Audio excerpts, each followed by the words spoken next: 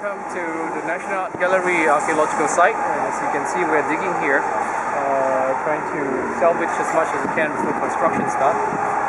This past year, in January 2010, we actually did a small evaluation where we uncovered some materials dating as far back as the Temasek period, which people put it between 1300 to 1600, thereabouts. And Temasek, of course, you might have heard of legend, is the birthplace of I wouldn't say birthplace, but the birthplace of modern Singapore in some sense, the early incarnation of it.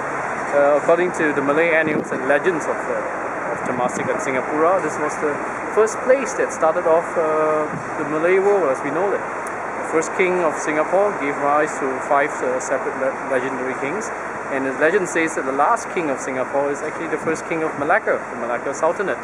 So that's putting in a slightly historical, legendary perspective. But here on site itself, as you can see behind me, or beside me, a large number of our volunteers are digging away, hard at work, pulling out various artifacts from the colonial period. Right in front of us, you can see things from the sewage pipes, the water systems and things. This is all from the colonial period. You find accompanying artifacts that goes with it. Old coins from King George VI and George V, bottles, beer bottles, and also ceramics that was used in the last 100 years.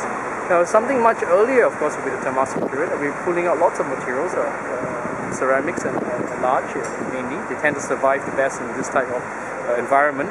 Most likely, most of the things made of perishable material have already been decomposed, so hence we are left with ceramics. So you can only imagine how much of the archaeological record has already been lost due to natural attrition and decomposition.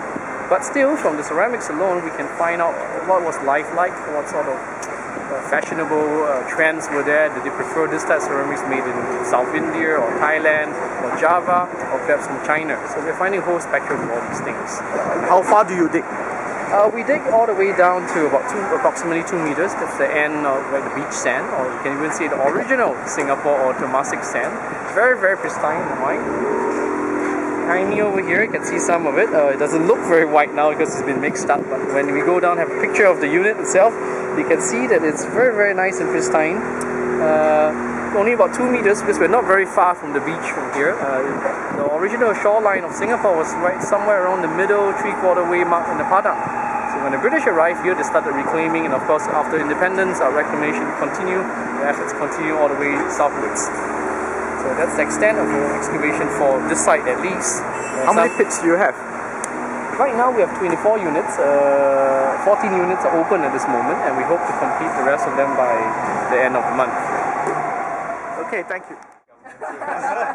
Well, welcome to an archaeological site. I've been digging in Singapore since I came back from the United States in 2002. And that's one of the reasons I'll explain why I decided to continue to stay here, because it's really a very, very rich treasure trove of finds. And today you will actually experience for yourself for a short while of finding some real artifacts, instead of going down to Tanglin shopping center to buy them, right? So, which you shouldn't, because ethically that's wrong. But anyway, I digress.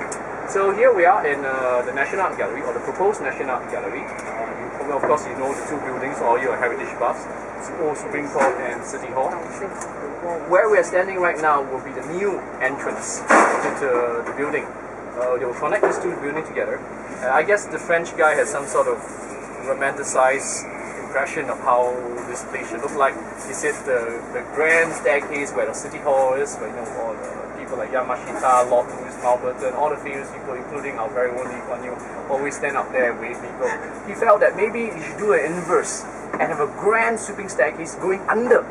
And where we're standing on right now will be the new reception, the new lobby, where there will be a sweeping staircase coming from the entrance. You can go on, I think, the website, nationalartgallery.gov or .com, and there's a little virtual 3D tour. You can see the whole staircase sweeping down.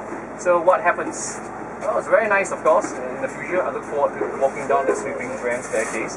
But it's very bad for archaeology, because if they're going to put the staircase right here, the bulldozers and things that come in will destroy all the stuff that we've been finding. So, but fortunately, we managed to convince our erstwhile government to allow us to excavate. Alright, so, you know the logic behind this, but let me just take you a quick tour to our storeroom. You can see some of the finds there, and then I can explain a little bit more about how we do archaeology.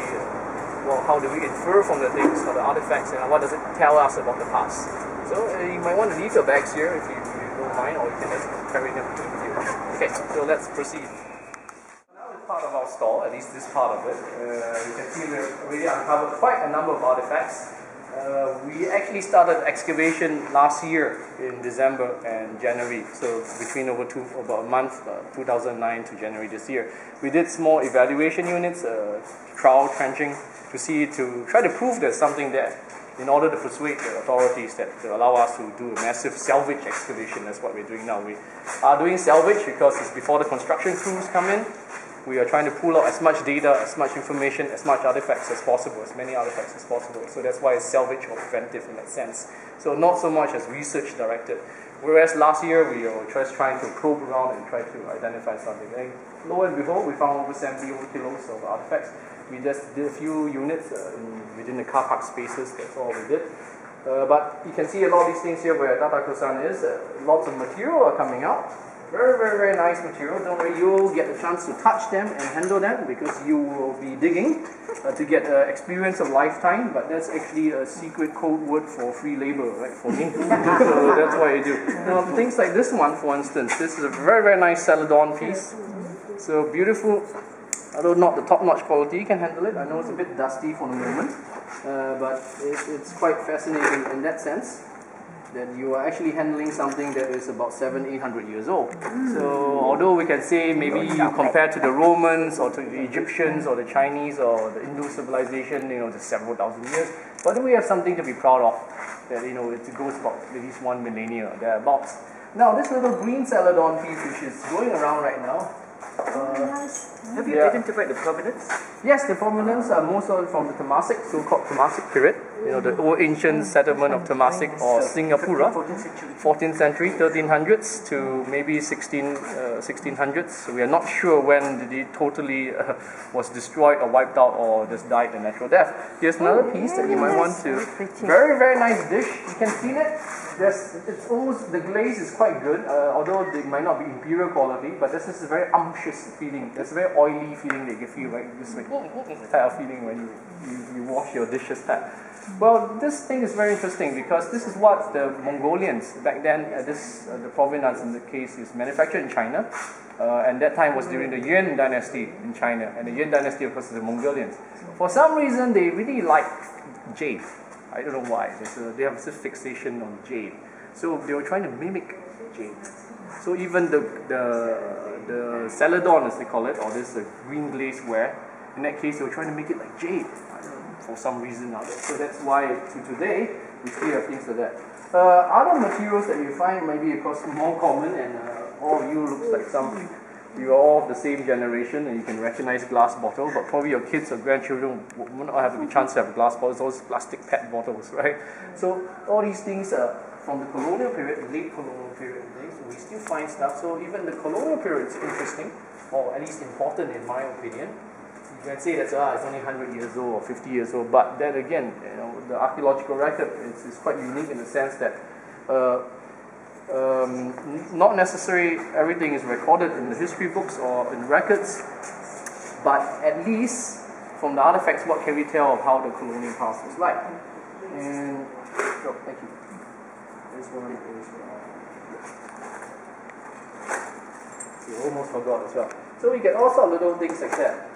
Now we talk about glass bottles or jars. This is some jar from the 14th century, from Temasek period. So again, the bottles were very, very different, and over time has evolved. Now we're in a plastic age. I don't know what's going to happen 100 years from now. Probably just take a tablet and that's it.